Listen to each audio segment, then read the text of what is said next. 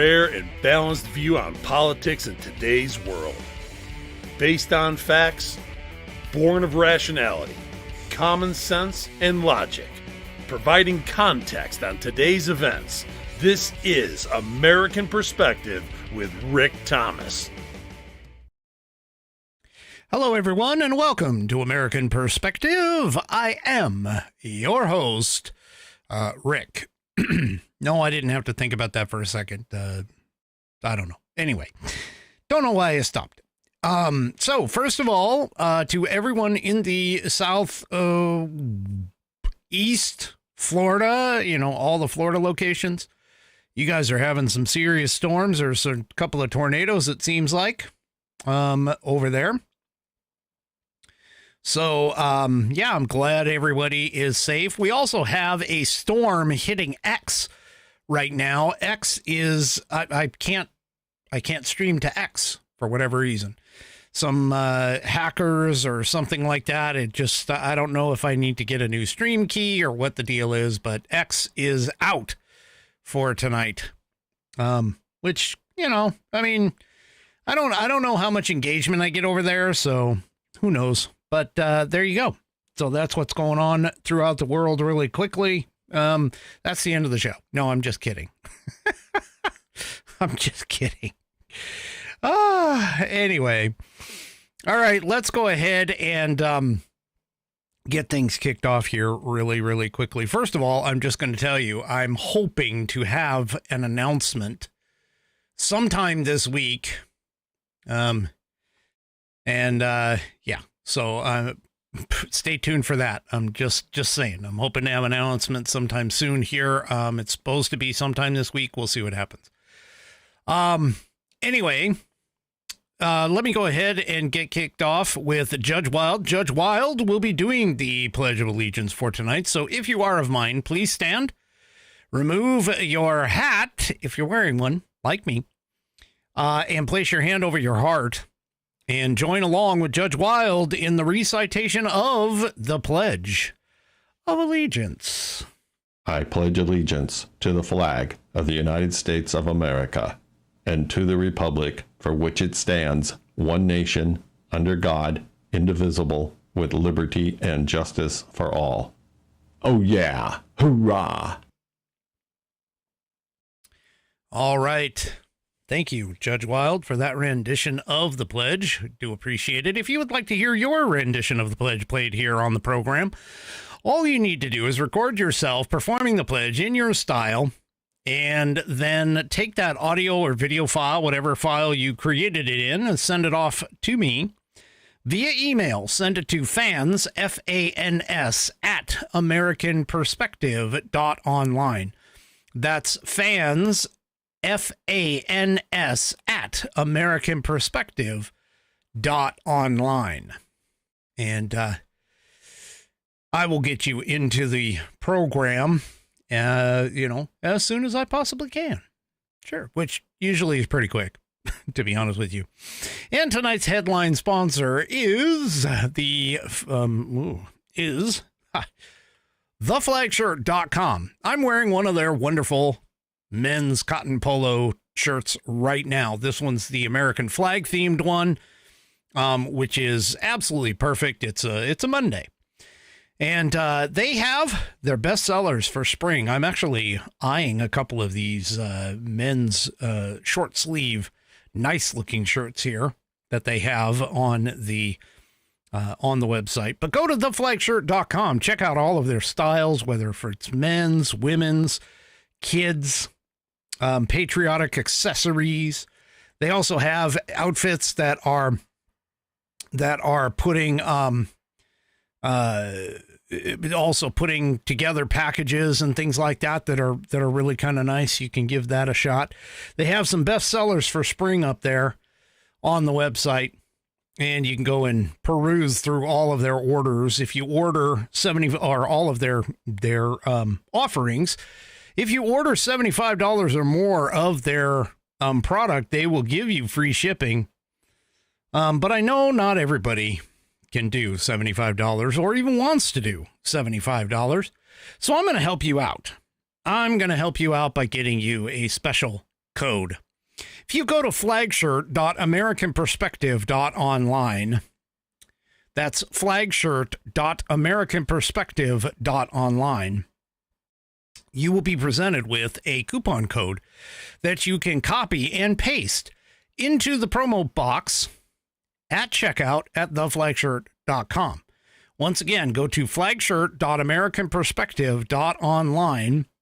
You'll be presented with a promo code you can copy and paste into the promo code box at checkout at theflagshirt.com, and you'll get yourself $5 off your order on American Perspective. Go to theflagshirt.com and get yourself patriotized. All right. Well, you know, the level of, let's just call it what it is, stupidity on the left is really quite amazing to watch, especially in real time, as things like what's happening right now is unfolding. Now, you're asking me what exactly is happening right now. Well, I mean, the death spiral, let's say, of the Democrat Party. They are all discombobulated. They have no cohesive message anymore. I mean, this is amazing. And what's even more amazing is the fact that they're usually the Borg from Star Trek. They know what everybody else is thinking. They know what they're doing. They do it all the time.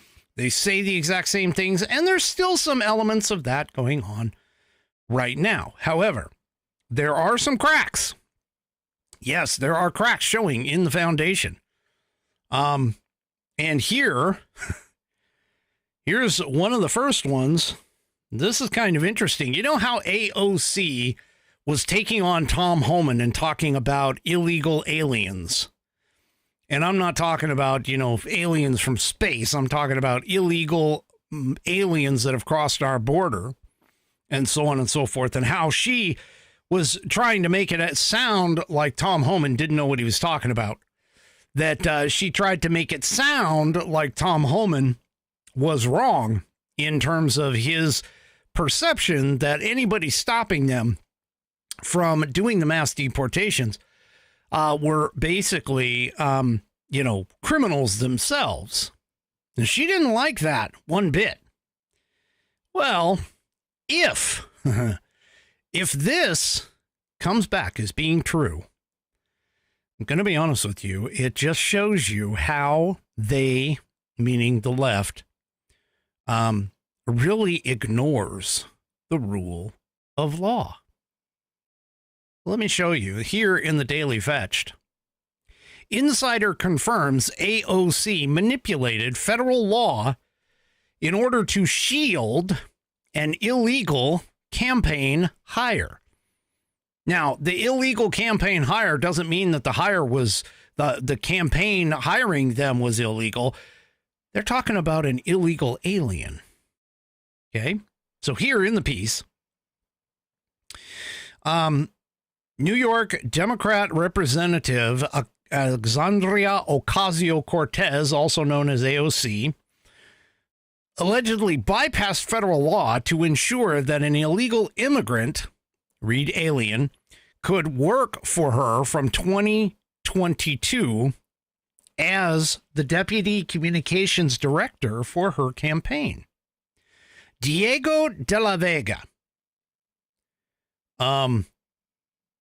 Yeah, just anybody who's a Zorro fan would see that, walk right through that. But anyway, Diego de la Vega, who is from Ecuador, apparently allegedly overstayed his visitor's visa after coming to the United States for the first time in 2001.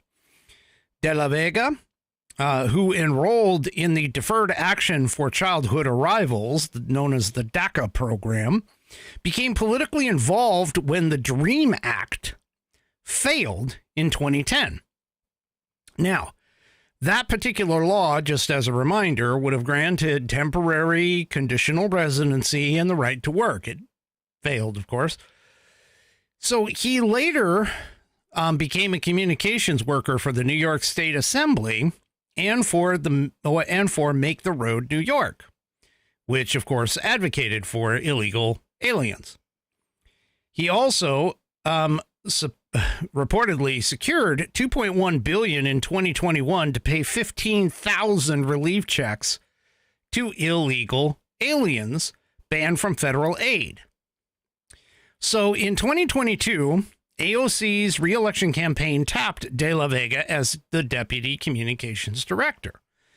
Now, De La Vega, who is 31, told Migrant Insider that Alexandria comes from an organizing background herself, so she likes to hire people who share that experience. She is an excellent communicator. The team she built is top-notch.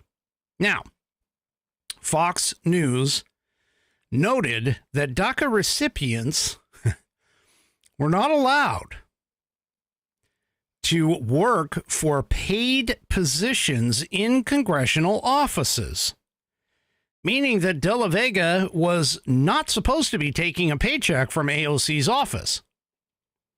However, his LinkedIn profile showed that he was working for the AOC campaign through the end of last year. Now, keep in mind, okay, he could have just been reporting that on LinkedIn. So this is part of the reason why I'm saying that they're kind of, in question in terms of whether or not this is actually what we say it is. So as of now, though, De La Vega has actually gone back. He self-deported himself back to Colombia. Okay. He told Migrant Insider, quote, "In my late 20s, I began to seriously consider how precarious my future was in the U.S.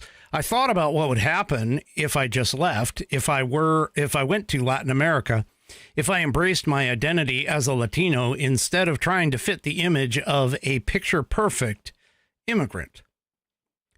So, De La Vega's wife, who is also an illegal alien without DACA status, which is making her more vulnerable. So De La Vega said that the likelihood of amnesty, citizenship, or comprehensive immigration reform seems slim, adding that former Vice President Kamala Harris or most other Democrats, that he didn't think that they were going to be able to accomplish such an agenda.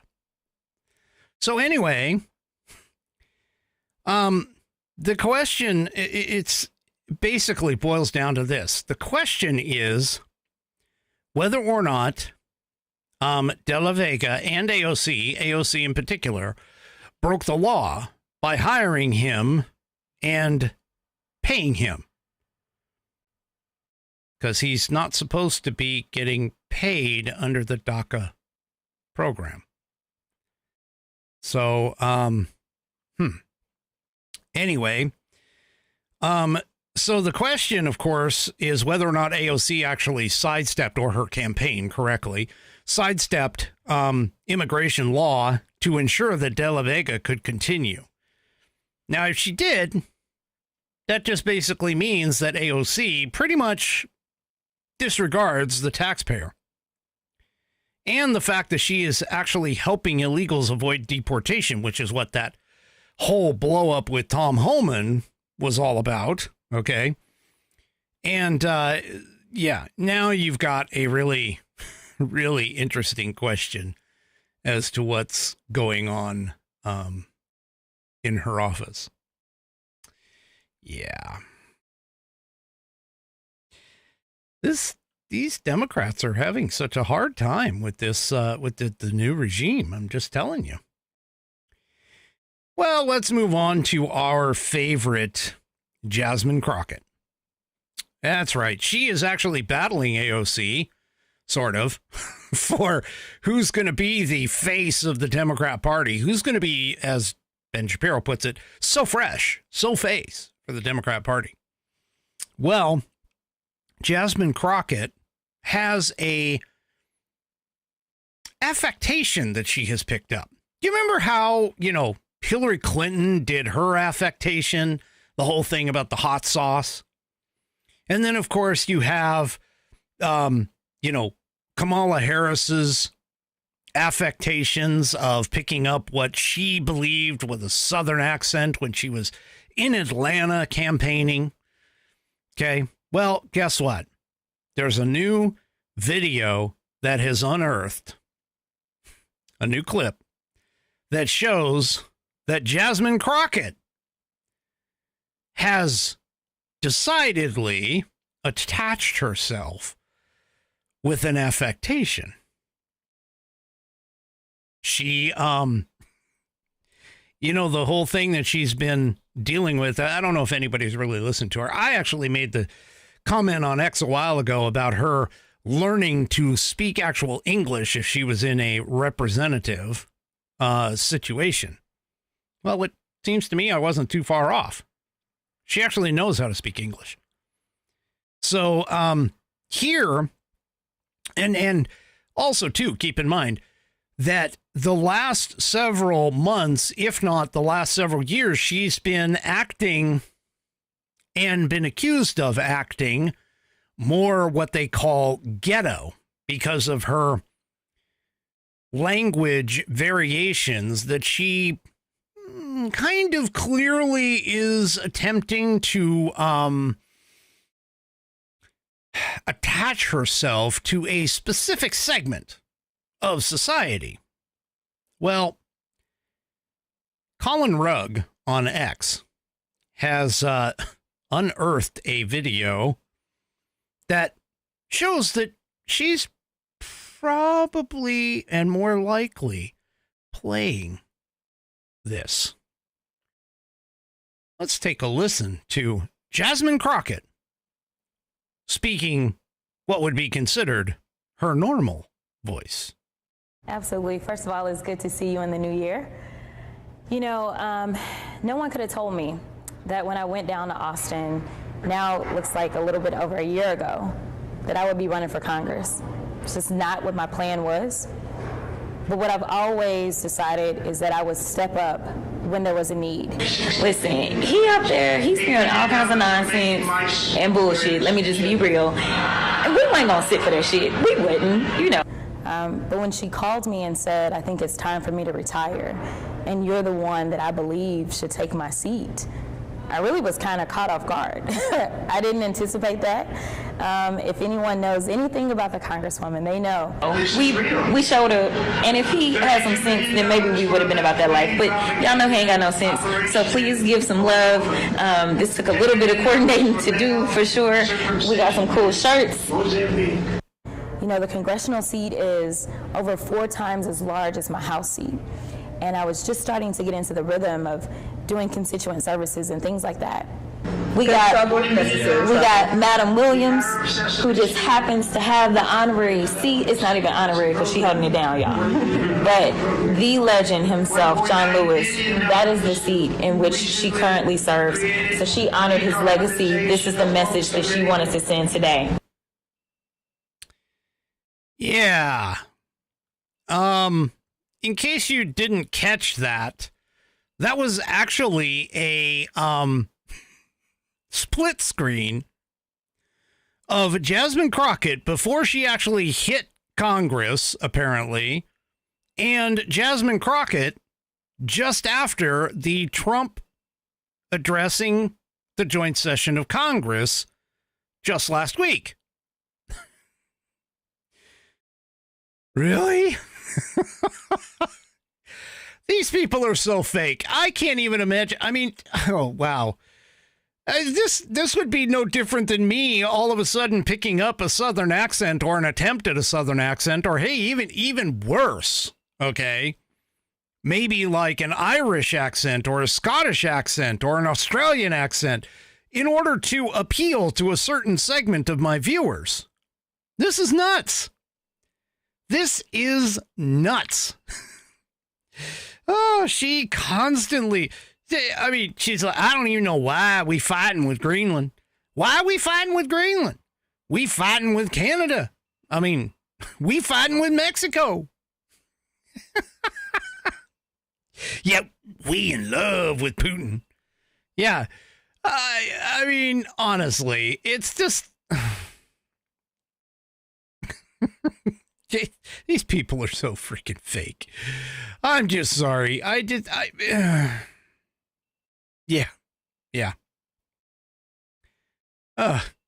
And the same thing goes with somebody like Adam Schiff, for an example. So Adam Schiff took to X today, apparently to try and blame Donald Trump because the Dow dropped some points today. And I told you last week that it would be, there would potentially be a market correction. That because the market was up for so much and overvalued that eventually there was going to have to be a market correction. And what you might be seeing right now is there's a possibility that, yeah, there is a market correction going on. It dropped like, the Dow Jones, I think, dropped like 500 points or something at one point. These people, I'm just telling you, they're so fake. They're so fake. I want people, hey, you know what? If that's the way you speak, go for it. If that's the way you talk, go for it. But be real. That's the only way that you're actually going to appeal to anybody, is to be able to be real. I'm real. This isn't fake. You meet me on the street, I'm the same pendejo I am here. I'm telling you. And someday you guys might get a chance to meet me in person. And I'll let you know I'm not that much different. I might be a little more animated here than I am, other places. But I'm just telling you, I'm still the same guy. I'm one of the most easygoing and cool. Well, at least I think I'm cool. But anyway. Yeah, these people, they're just so out of it. I can't even imagine. Why try to make up something about yourself? Really? I mean, why do it? It's ridiculous, to be honest with you, and painful. Anyway. All right. So let's go on here. I don't know if anybody noticed. Probably not, because the mainstream media isn't talking about it. This mainstream media is not talking about hardly anything. But apparently a Missouri judge has found that the Chinese Communist Party is liable for $24 billion for hoarding COVID-19 protective equipment. Now, the Chinese Communist Party obviously wasn't even in the courtroom at the time. But this has to deal with hoarding medical supplies during the pandemic. And this is the start of where I'm saying that Missouri's AG is badass. Now, I don't know if anybody remembers, but Missouri's AG also, along with Louisiana's AG, took on the federal government, the Biden administration in particular, over censorship during COVID-19. And they actually uncovered and were part and parcel of the admittance by Facebook that, yes, the Biden administration did contact them and did push for censorship. And so, yeah, anyway, so just to kind of bring this around, the judgment found that the Chinese Communist Party was liable for $24 billion in damages to Missouri directly for exacerbating the pandemic by obstructing U.S. access to medical supplies. This is a landmark victory for Missouri and the United States in the fight to hold China accountable for unleashing COVID-19 on the world. This is Missouri Attorney General Andrew Bailey said in a statement. The state of Missouri brought the case against China, its communist leadership, and several subordinate departments and institutions, including the Wuhan Institute of Virology, where some intelligence leaders believed that the COVID-19 virus originated. Yeah, some, no. Everybody should know that by now. So anyway, District Judge Stephen Limbaugh Jr. Rendered the decision by default after officials from the CCP did not appear to plead their side of the case, which is a common outcome in cases dealing with foreign entities. The judge took particular care to underscore the CCP's role in obfuscating information about the virus early on during the initial outbreak in China, as well as the regime's efforts to hoard personal protective equipment, also known as PPE, causing shortages in the United States. Well, this is the thing, folks. If we didn't like sole source our PPE from China, we probably wouldn't have been in this situation. But anyway, I digress. The case found that China engaged in a campaign to suppress information about the existence, scope, and then human-to-human transmissibility of COVID-19, according to the judgment. Now, here's the thing. China is probably not going to not going to pay up. Well, the AG is not messing around. I'm telling you, this guy is a bad ass. Because here in LifeSet, he says China owes Missouri $24 billion. AG Bailey is threatening to seize Chinese assets to collect. So the federal judge made that ruling on Friday, and Missouri Attorney General Andrew Bailey announced the ruling as a significant legal victory. He did mention that China refused to show up in court, but that doesn't mean they're getting away with it. We intend to collect every penny by seizing Chinese-owned assets, including Missouri farmland. The lawsuit, originally filed in 2020 by former Attorney General Eric Schmidt, accused China of obstructing all of the special protective gear, and it's faced a bunch of legal challenges, including an initial dismissal by the lower court. However, a court of appeals ruled in Missouri's favor in January, reviving the lawsuit, but limiting it to just claims regarding supply hoarding. So, yeah. So the lawsuit had named multiple Chinese government entities as defendants. So there's a bunch of them here. The People's Republic of China, Communist Party of China, the National Health Commission, the Ministry of Emergency Management, Ministry of Civil Affairs, the People's Government of Hubei Province, the People's Government of Wuhan City, the Wuhan Institute of Virology, and the Chinese Academy of Sciences. So Andrew Bailey went to X and says, "Hey, China, you owe Missouri $24 billion. I just won a judgment in court. Pay up or we start seizing assets and farmland." Yeah. Anyway. So it does remain unclear as to how Missouri will enforce the ruling and recover the awarded damages, since China's refused to participate in the case. However, Bailey has indicated that seizing Chinese-owned assets within Missouri is under consideration as a means of collection. So there you go. We'll just have to see what happens with that. Well, he hasn't stopped there. And this actually is a very big question mark. But before I get into that, into more of what he does, let me go ahead and get this read out of the way.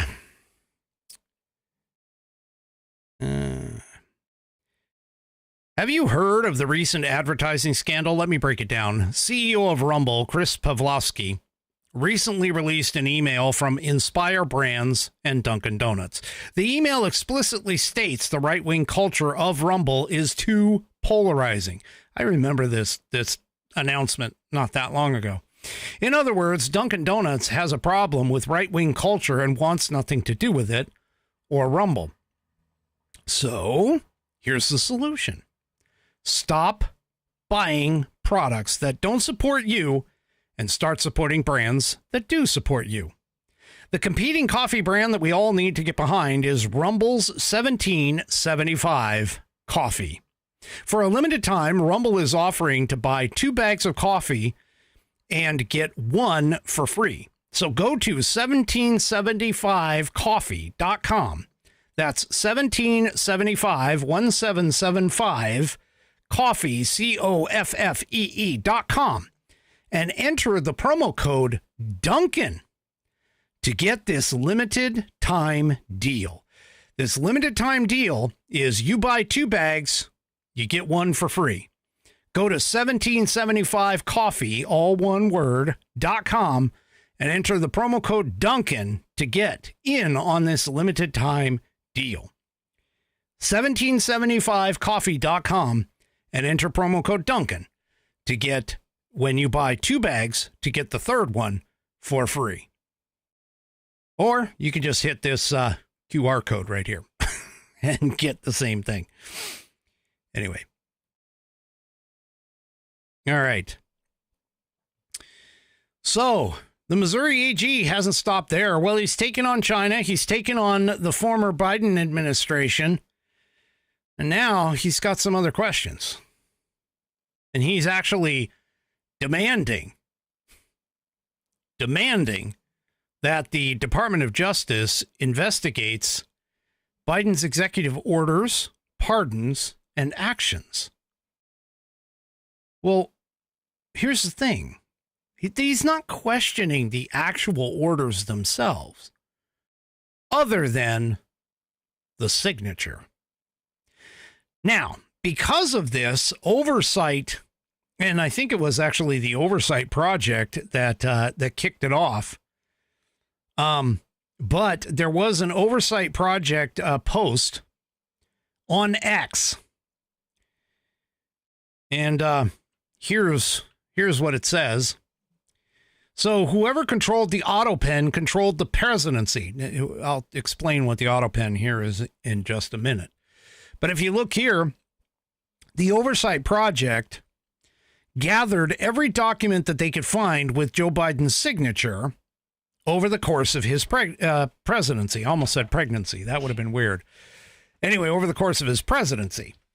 And they found, after looking at all of these documents, every single one that they could have collected, and they found that almost all of them used the same auto pen signature, except for the announcement where he said that he was dropping out of the race.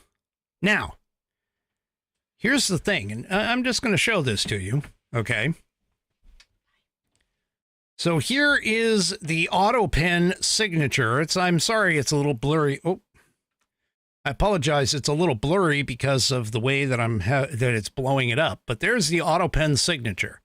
Okay, you can see how it's got, the J is straight, and then you have the R, and then Biden Jr., and that's on one executive order.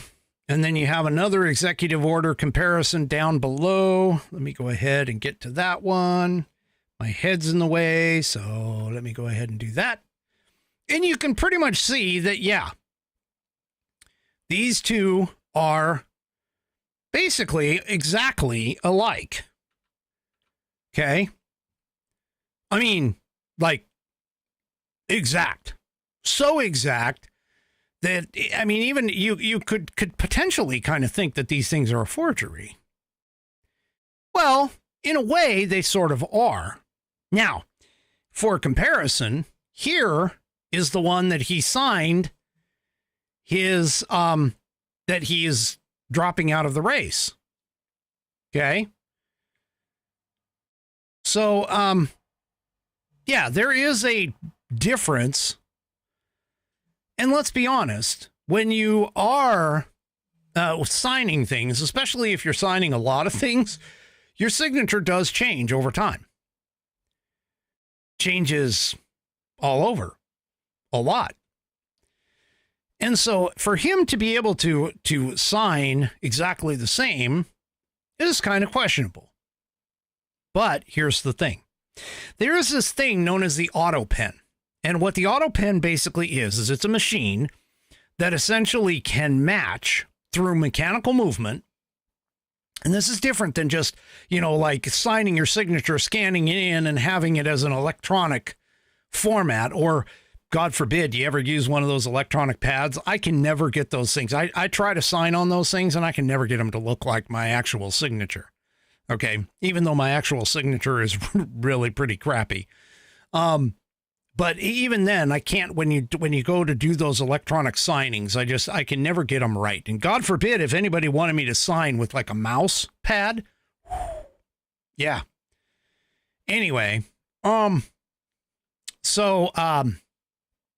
So here's the thing, is that auto pens have been used by, for history's sake, by the likes of people such as Richard Nixon, Jimmy Carter, Gerald Ford, and even all the way up to like the Bushes.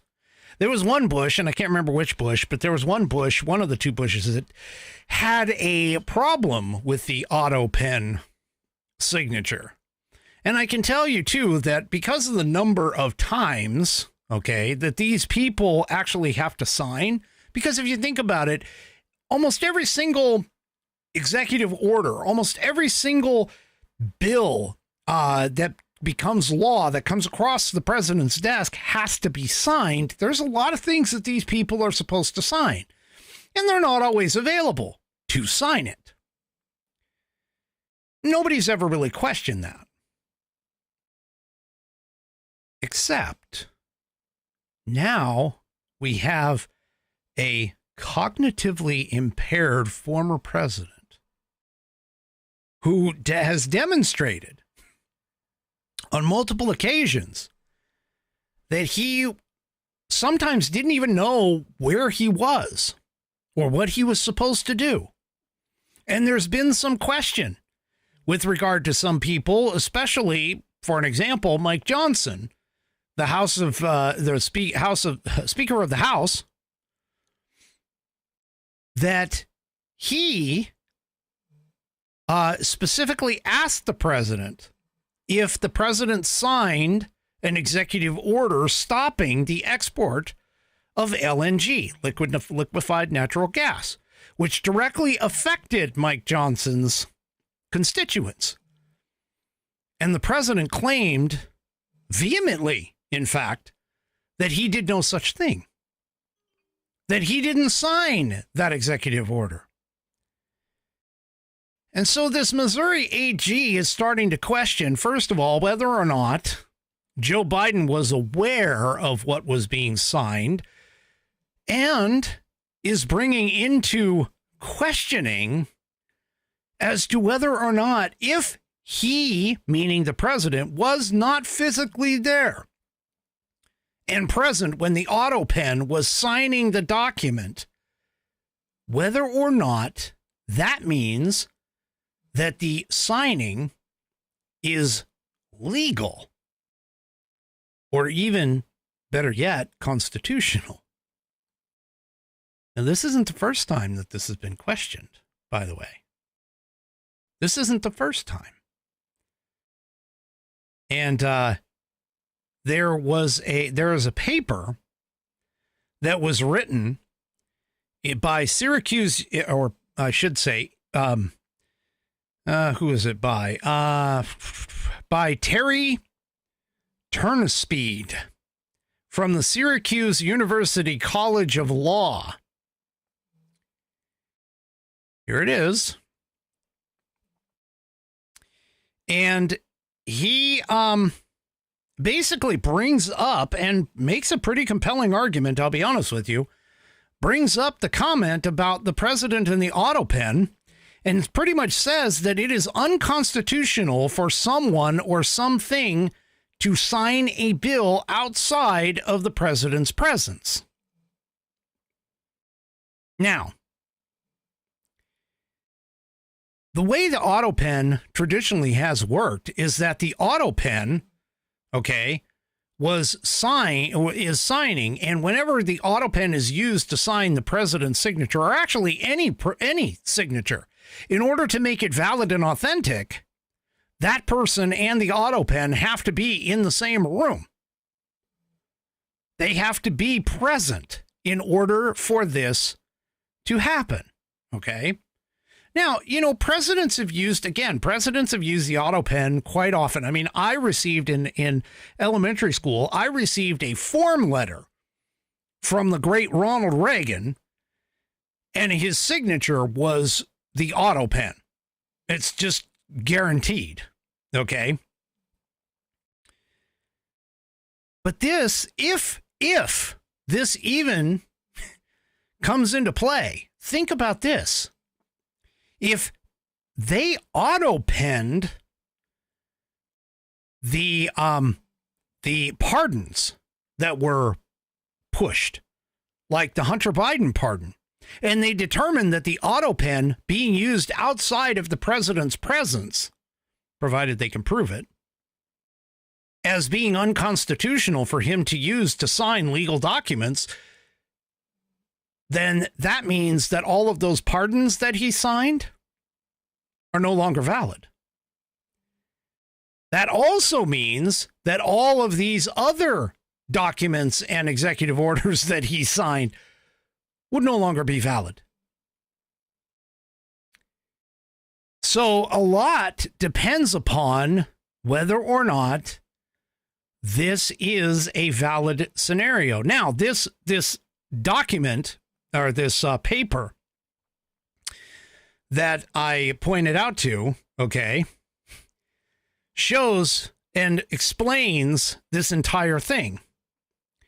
And download it. I know it's kind of hard to read sometimes, but you should download it and take a look and read through this. But here in the abstract, it talks about such an instance where there was a question with regards to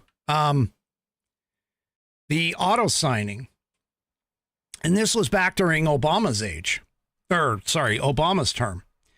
On May 26, 2011, only hours before three provisions of the Foreign Intelligence Services Act were scheduled to expire, Congress passed an extension. For days, the White House had someone ready to fly to Europe with the legislation in hand for the president to sign, but Congress had been tardy. It seemed quite important to the White House that none of these provisions lapse for any length of time, even with the relatively short time that it would take to fly from Washington to France. With this urgency as a backdrop, the president was awakened at 5:45 a.m. Central European time so that he could authorize phone a White House staffer in Washington and instruct him to auto pen sign the bill. So no president, by the way, had ever had anyone else sign in his behalf, according to this paper. And certainly no president had ordered the use of the auto pen to inscribe his signature on a bill when away from the White House. Because like I was telling you, traditionally the auto pen, while it's still being used, would have had to have been in the presence of the individual whose name was being signed. Now,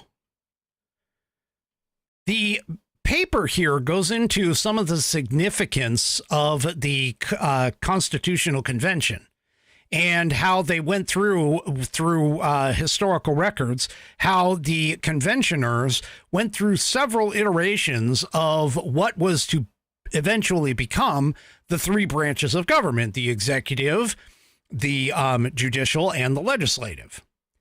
And originally, in original first drafts, they actually had it to where a law couldn't become a law until the other two branches, or councils, in this case, were able to sign off authorizing the law to become law. So the way that it was originally supposed to work when they originally proposed it is that the legislative would come up with the law, and that particular law would then be sent to both the executive and the Supreme Court. So the Supreme Court would take a look at, would take a look at these laws, and in the original thought processes would potentially authorize or at least sign off on the bills prior to them becoming law. In other words, doing a pre-check for constitutionality rather than like it is today, where somebody actually has to take you to court in order to do something. Okay. So anyway, the point that I'm trying to make here is that the Supreme Court and the history actually demonstrates the importance of the actual signature on things like signing things into law, because as it stands today, as we understand it with the Constitution, a law doesn't become law until the president actually signs it into law. If the president vetoes that law, then it doesn't become law unless it goes back to the legislature and, of course, get overrun or overruled by a veto-proof, what they call a veto-proof majority, which right now nobody has. And we haven't had one for quite some time. But the point that I'm trying to make here is that we have had several novel ideas get challenged in court. In fact, we're about ready to have one sometime in the near future with the idea of birthright citizenship under the 14th Amendment. And so why not challenge the fact of the use of the auto pen, which is essentially no different than a facsimile of a president's signature, not the actual signature himself or itself. Now, here's the thing. The Constitution actually doesn't say anything necessarily about the signatures in terms of whether or not it has to be a real signature or not. And to be completely honest with you, things like the auto pen have been around since the 1600s. So it's not as though the technology didn't exist, back in the day when they wrote this. But it is very clear in terms of the Constitutional Convention when they were going through and, debating this, discussing this, how they should construct our government as it stands today, our republic as it stands today, that the signature was something that was very valuable. And that by the signature itself demonstrated approval of whatever document that was there. Because think about it. If that was the case, why would they have signed the Declaration of Independence?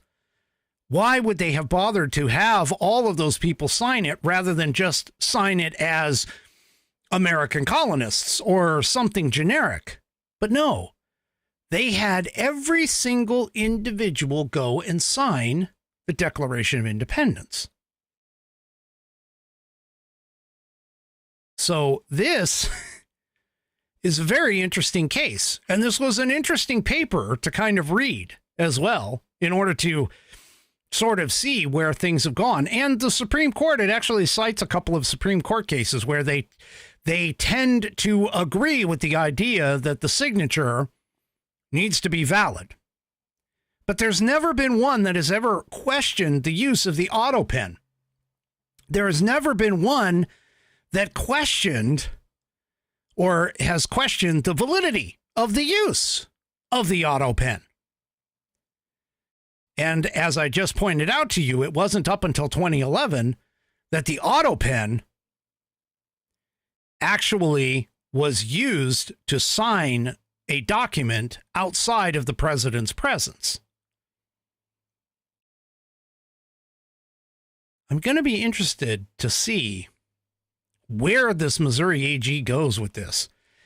Now, right now, he's just simply asking for the Department of Justice to take a look into it. But yeah, I'm kind of interested to see where he thinks this is going to go, because I almost think he might have a case here. Because let's be honest, even an electronic signature, okay, has to be done in the hand of the person that is doing it. For an example, I can and have done this.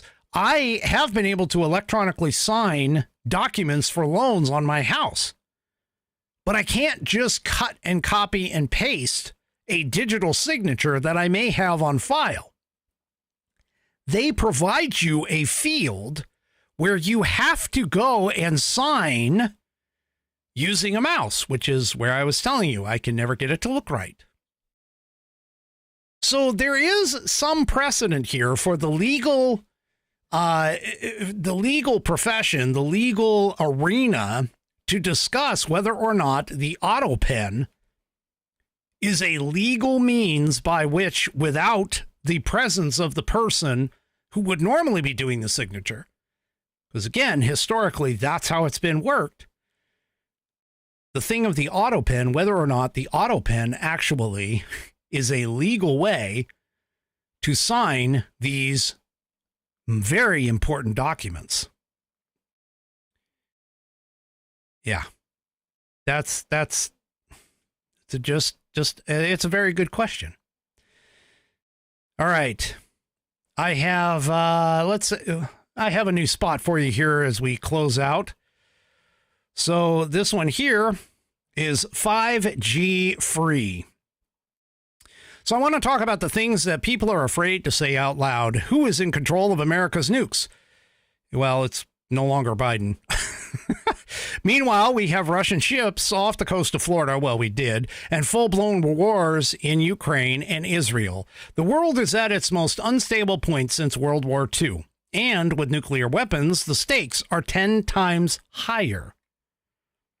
Okay?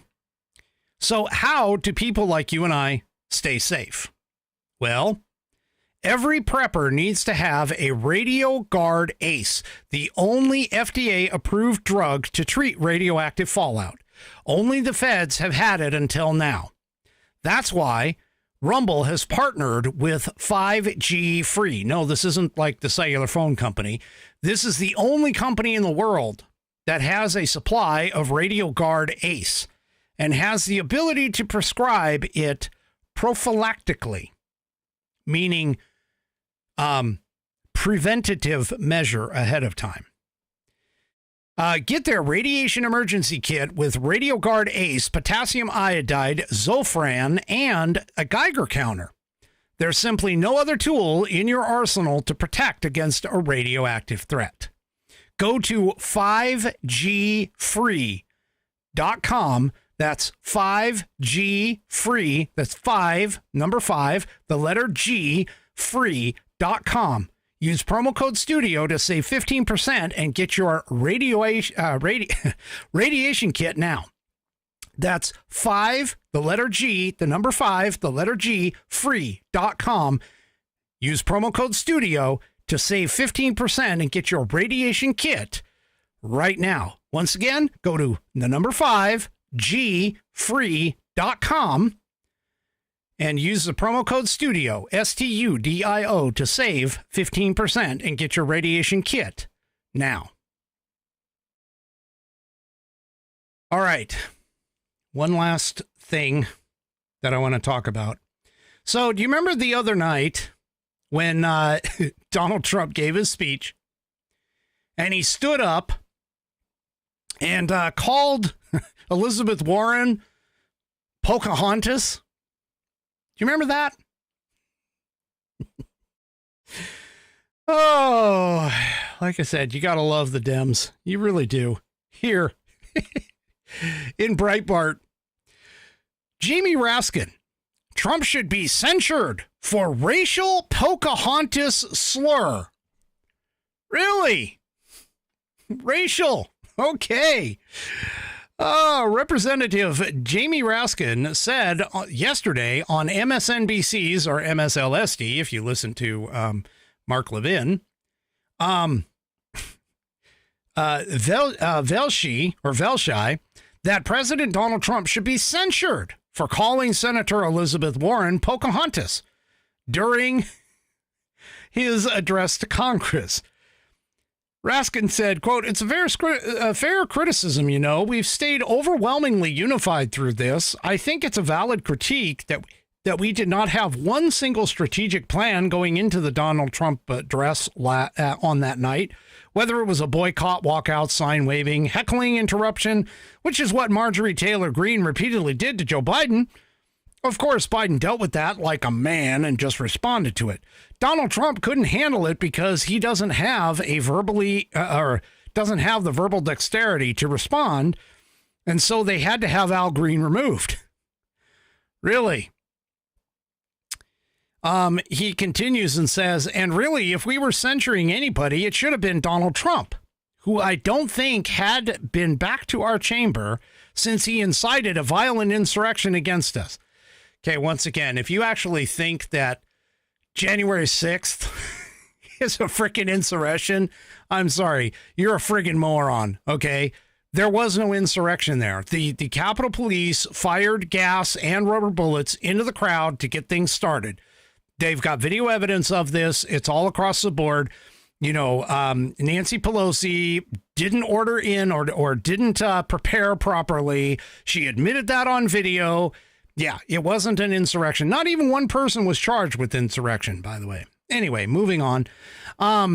He continues on, and then he used his pulpit in order to call a sitting member of the United States Pocahontas.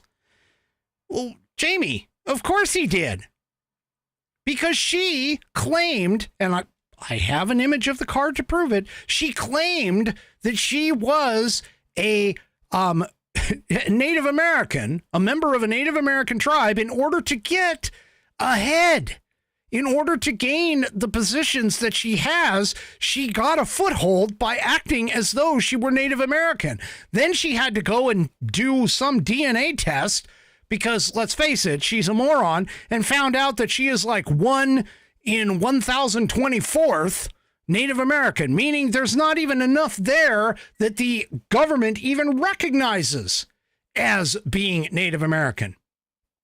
So don't sit here and tell me that she doesn't deserve to be called something like that.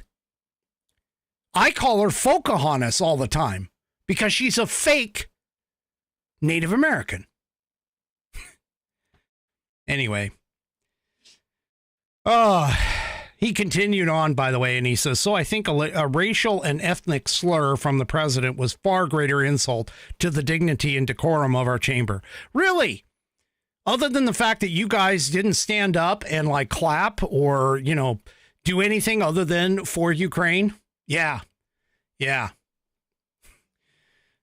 really. Anyway, Jamie Raskin, what a goofball. What a moron. Anyway.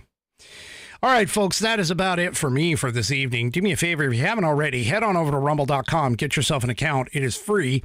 And once you are there, signed up and signed in, make sure you search up the American Perspective channel and hit that green follow button to get notified every time I go live. Also, don't forget to hit those thumbs up and like buttons across all of my platforms, not X tonight, but Facebook, YouTube, and of course the aforementioned Rumble. We will see you tomorrow night, 5 p.m. Pacific, 8 p.m. Eastern Time, right here on American Perspective. Have a great rest of your evening, and good night, everybody.